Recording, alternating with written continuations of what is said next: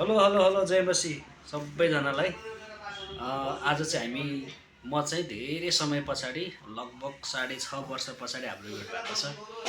अनि लगभग 2019 मै छुटेको। अनि मसँग चाहिँ अहिले हाम्रो दाइ भन्नुपर्छ, मैले दाइ भन्दै आएको।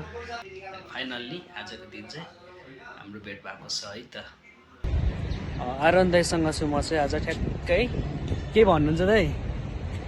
केही भन्नु छ? एकदम खुसी लागेको छ धेरै पछि भेटेर।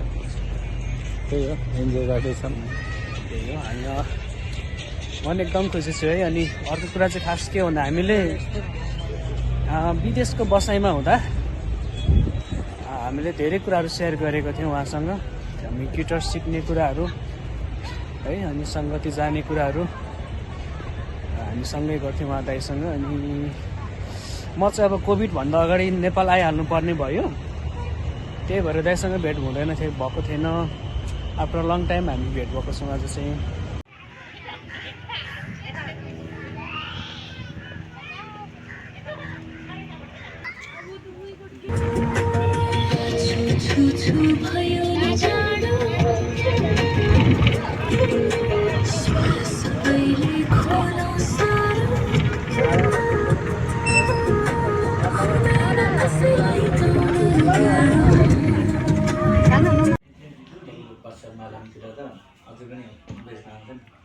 त्यही त त्यसरी ल्याएको थियो क्या, हाटै हिँड्नु बोलाउँथ्यो। अनि यसो लुकाएर देख्दैन भन्दै कि अनि म चाहिँ होइन चोरेर ल्याएको त फेरि क्या भरे समस्या हुन्छ क्या अर्को ठाउँमा यस्तो सामान पनि भनेर।